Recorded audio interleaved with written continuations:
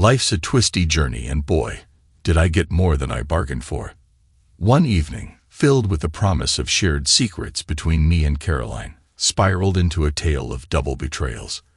As I stood there, reveling in the joy of expanding our family, I dropped my own bombshell. A secret child, set to join our family under the most unconventional circumstances. Little did I expect Caroline's wrath, turning my dream of a big happy family into a battleground. Upon entering the abode, my spouse's enthusiasm was palpable.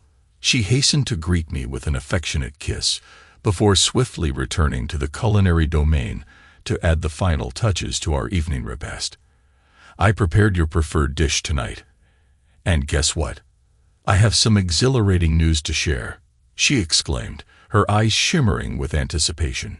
"That is truly fantastic, my dear," I replied with a smile. "Coincidentally, I also possess some momentous news. Perchance we should partake in a dual celebration." It happened to be Friday evening, signifying the conclusion of the work week. While she concluded her tasks in the kitchen, I proceeded to the bedroom to freshen up and change into more comfortable attire. With tomorrow being a day off, I eagerly looked forward to a leisurely evening with my wife, brimming with intimacy and discussions about our respective news. The thrill of sharing and celebrating together filled me with anticipation. My name is Jack Martins, and my wife is Caroline. We have been blissfully married for 7 years. Both of us have reached the age of 30, standing at a height of 62 inches and weighing approximately 210 pounds, give or take a pound depending on the day. I consider myself to be in fairly good physical condition. While I do not perceive myself as a heartthrob, I have been informed on numerous occasions that I possess above-average looks. On the other hand, Caroline stands at a height of 56 inches and maintains a lovely weight of 110 pounds. She, too, is quite fit, much like myself. We are both regular attendees at the gym. Caroline possesses long blonde tresses, captivating brown eyes, and a stunning figure that never fails to attract attention. As of late, I have had a strong inclination regarding the nature of her news. We recently embarked on the journey of starting a family. Caroline ceased taking birth control pills a few months ago, and ever since, our intimate encounters have significantly increased. Now, do not misunderstand me. Prior to this change, we were not exactly abstinent during our first year of marriage. We engaged in such activities almost every night, gradually decreasing to an average of 3 times a week thereafter. However, ever since Caroline stopped taking birth control, our intimacy had increased even more. The only times we paused were when I had to travel for work. Fortunately, my job as a mechanical engineer didn't require much travel. I usually arrived at the office by 7 a.m. and left around 5 p.m., maintaining a consistent schedule. Occasionally, I would attend conferences or seminars, but these were infrequent, happening about once every quarter.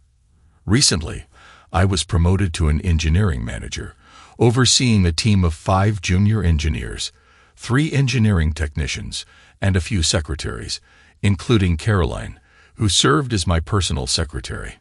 Meanwhile, my wife worked as a paralegal at a local law firm. Among 5 lawyers, she was one of 3 paralegals, and her schedule mirrored mine in terms of regularity. The only changes occurred when she had to stay late due to important cases. After freshening up and changing clothes, I entered the kitchen just as Caroline was setting the table for dinner. It was clear that she had gone above and beyond for this evening. I suspected she had taken the afternoon off to prepare. On the menu was chicken scallopine, accompanied by a delightful Caesar salad and garlic bread. To top it off, she had made tiramisu for dessert and even opened a couple of bottles of excellent Merlot to complement the meal. Caroline's excitement was palpable, evident not only in the delicious food but also in her appearance. She was dressed in one of her most attractive dresses, hinting at a night filled with passion and excitement.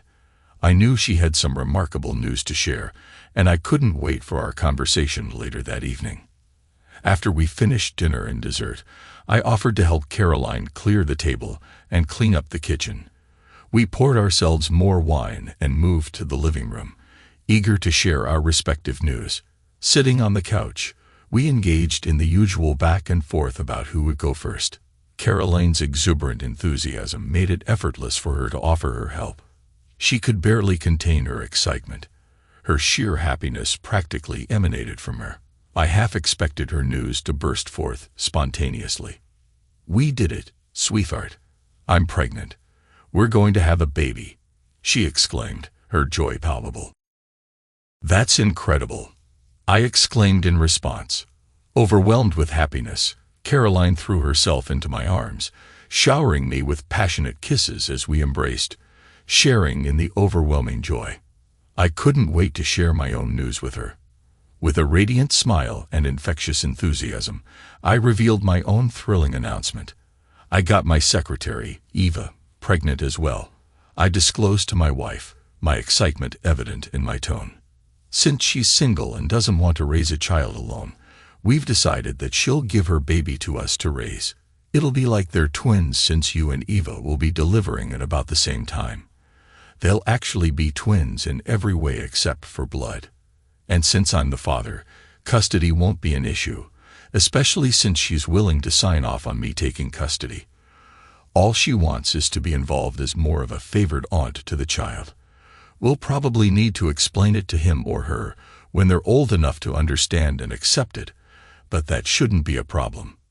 I eagerly awaited my wife's response, but instead of the happiness I anticipated, I was met with a severe lack of joy. In fact, she appeared angry. It puzzled me. Here I was, sharing news of our family expanding, and yet her reaction was one of extreme hostility. I was genuinely taken aback. Her distressed expression gave me pause, but I felt she needed to know the full extent of the situation, hoping it might turn her upset back into happiness.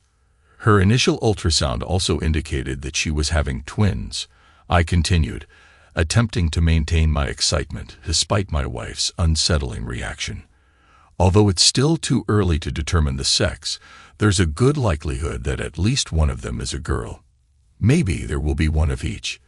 Just think about having the daughter you've always wanted, and I can have the son I've always wanted. Whichever gender the baby is, it will be a blessing, and we will finally have the large family you've always desired. However, instead of the joyful reaction I expected, my wife's anger only seemed to grow. I couldn't understand what was happening. And then, like a sudden outburst, her pent-up anger exploded. "You deceitful cheater. You cheated on me with that woman from your office," she accused, her voice shaking with fury. "What were you thinking? Do you really expect me to raise her children? Are you out of your mind?" The situation quickly deteriorated from there.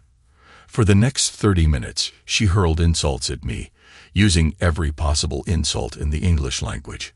It seemed like she even came up with a few new ones on the spot. This was far from the scenario I had imagined.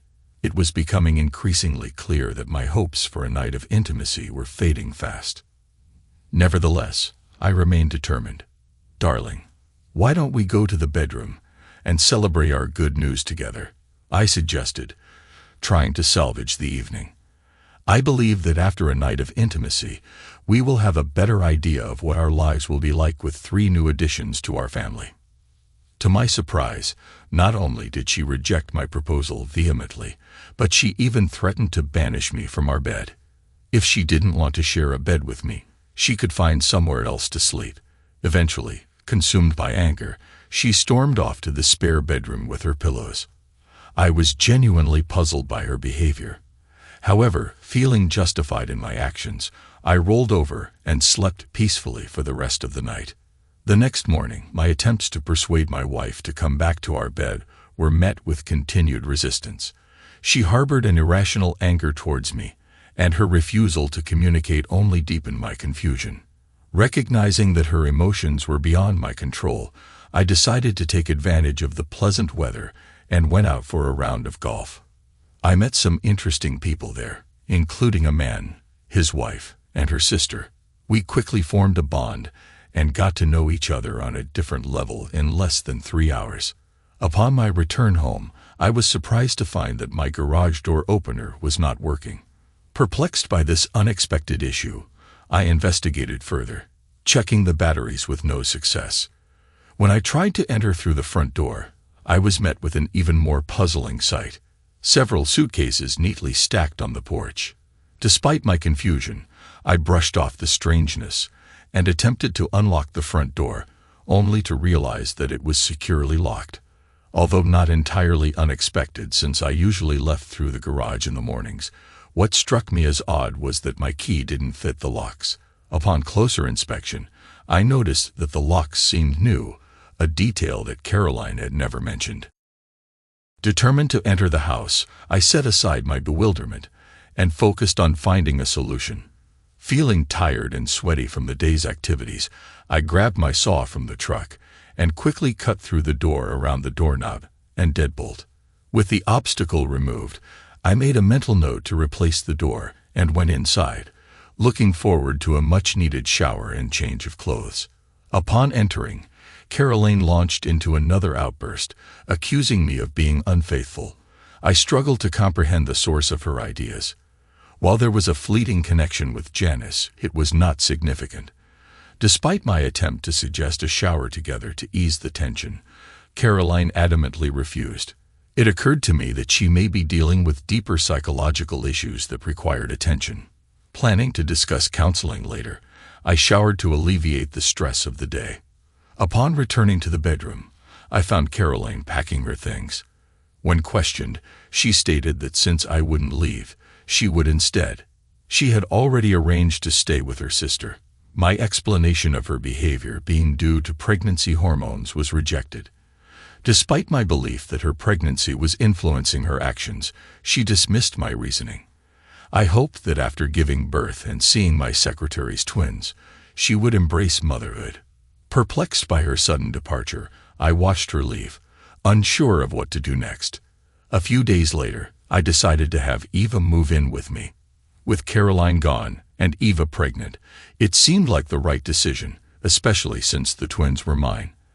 However, my plans were disrupted when I was served with divorce papers a week later. Caroline was seeking ownership of the house, 18 years of maintenance, alimony, 90% of our savings and investments, and $1,500 a month in child support. She was enforcing our prenuptial agreement, specifically the infidelity clause. I was fully aware of its existence. My wife Caroline's voice broke the tense silence in the lawyer's office, marking the beginning of our first meeting to discuss our impending divorce. As we sat across from each other, I couldn't help but acknowledge Caroline's powerful advantage. Our meticulously crafted prenuptial agreement, designed to make infidelity sting deeply, provided her with ample evidence of my indiscretions, giving her every reason to use it mercilessly. Despite the gravity of the situation, I couldn't help but question her determination. "Are you absolutely certain about pursuing this path, Caroline?" I asked, hoping to detect a hint of hesitation. Her response was swift and unforgiving. "You cheated on me. You got your secretary pregnant and had the audacity to think I would agree to raise her children," she retorted, her words filled with indignation and betrayal. "Caroline, right here, right now, I am presenting you with a one-time offer," I declared, my tone resolute. "Let's call off the divorce, reconcile, and raise all 3 children together as our own. We can leave the past behind and commit to each other once more. These 3 babies will be solely ours. Yes, Eva can play a role as the favored aunt to the twins, but that's as far as it goes. You will be the loving mother to all 3, and I will be the devoted father. And who knows, maybe we'll even have 1 or 2 more. The decision is yours, yes or no." "Damn you, I will not raise any of your children with that woman," Caroline spat back, her anger palpable. I exchanged a knowing look with my lawyer, confirming our understanding. Fortunately for me, I had secured the most formidable, ruthless, and determined legal representation money could buy. While it may appear that I am portrayed as the villain eagerly awaiting my comeuppance, withhold your judgment. Things are about to take an interesting turn. My lawyer opened her briefcase with a grin reminiscent of a barracuda poised for a feeding frenzy. "Since your client has declined, Caroline's lawyer and I watched as she slid the papers across the table, announcing it as our new proposal. It took a few moments for both Caroline and her lawyer to read and understand the document. Suddenly, Caroline erupted, causing their smug expressions to turn into panic, just as I had described earlier. I couldn't help but notice the anticipation in my lawyer, Agata's eyes. Yes, she was truly ruthless. Caroline's lawyer turned to her, his expression filled with sheer panic. Caroline stammered about DNA testing. I nodded in confirmation, and Agata produced an audio recorder, placing it on the table with her finger hovering over the record button. Caroline asked how we could ensure that the child would be hers and not the Cox. The voice on the recording belonged to Martin Hill, a lawyer at Caroline's workplace. Caroline's voice responded confidently, assuring that Martin looked enough like her husband, so he would never suspect he was raising another man's child. She made it clear that she had no intention of dealing with or paying for children herself. However, she did express her desire to pass along her inheritance to the child once they became an adult at the age of 18. Caroline believed that by then, she and her husband would have a few more children together, leaving him unable to do anything about it without facing consequences. Martin questioned whether Caroline's husband would find out about their affair. Caroline's voice echoed through the recording, stating that they had been having an affair for the past 3 years, and her husband had remained oblivious. She was confident that any child they had would closely resemble her husband, ensuring that he would never suspect the truth. As the recording played, the expression on Caroline's face was priceless. Agata then presented a motion to conduct a DNA test on Caroline's unborn child, and another motion to legally compel Martin Hill to provide child support, seeking a monthly payment of $2,000. Considering his accomplished career as an attorney, this request appeared reasonable.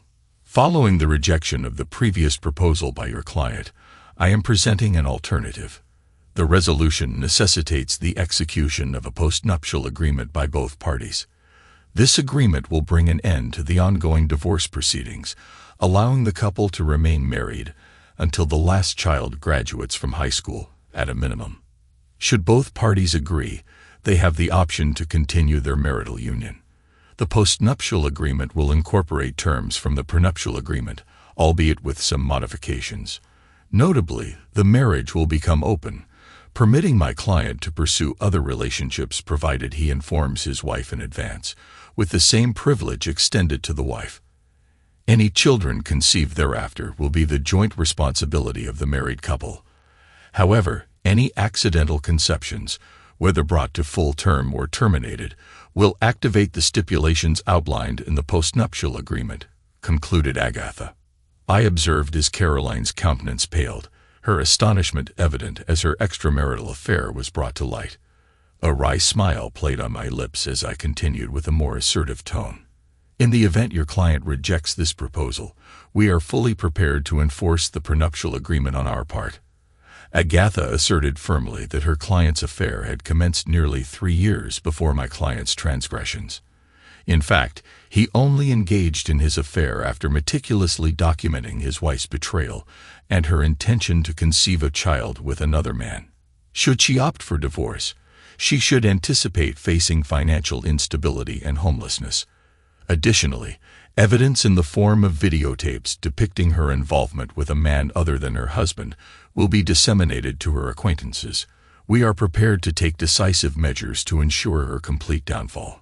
Caroline glanced at me, signaling her readiness for me to address the situation. Caroline, you have orchestrated a plan for me to raise a child that is not biologically mine, while the child you carry is innocent in this deception. I cannot bear the responsibility for your actions. However, I am willing to accept the child as a stepchild in our home, on the condition that your partner takes on the financial obligations. He will be responsible for monthly child support, health insurance, medical expenses, and education. Although I doubt he will seek visitation, it will be an option if desired. He will also provide for the child's college education. This is the consequence of his choices. Despite claiming to avoid parenthood, he will now bear the burden. As for you, Your punishment for betrayal is to raise my children as your own, except biologically. Only those present in this room and Eva will be aware of the truth. You found it amusing to have me raise another man's child. Now you will find solace in raising another woman's children. When Eva wishes to visit the children, she will be welcomed into our home. This is your atonement. You have the audacity to seek a divorce due to my infidelity while carrying on a lengthy affair yourself. How hypocritical. My affair only began after discovering your betrayal. I overheard your plans to have a child with another man, ensuring it was not mine. Eva was willing to have my children as long as she was not left to raise them alone. 18.5 years later, the truth about Ava is finally revealed. But what about Uncle Nat? Laura interjected. Eva had twins, with Diana being born a minute before Laura. Donnie, Caroline's son, entered the picture 3 days earlier. There were many surprised faces when we introduced the triplets to our friends and family.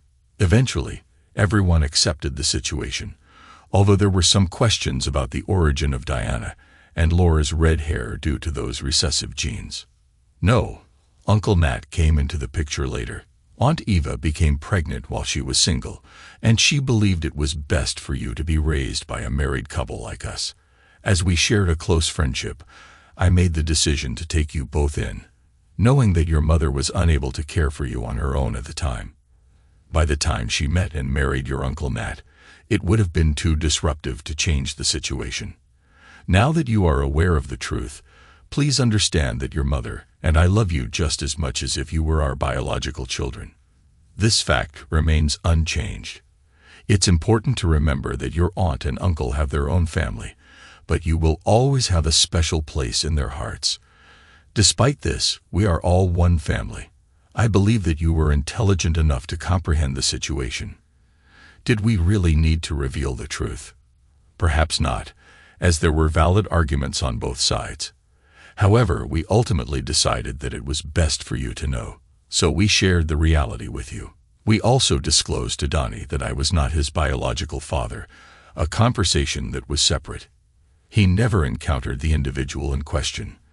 Despite the individual's attempts to contest the paternity suit, DNA evidence proved otherwise. He tried to avoid making payments, but such actions are not looked upon favorably by the courts. They have the authority to enforce their decisions through sheriff's deputies who can make unwelcome visits to individuals at their residences and workplaces. In terms of the concept of an open marriage, I did have a few additional encounters with Janice and Evo, while I was dating Caroline for about a year until she met Nat. I am quite confident that Caroline remained faithful throughout.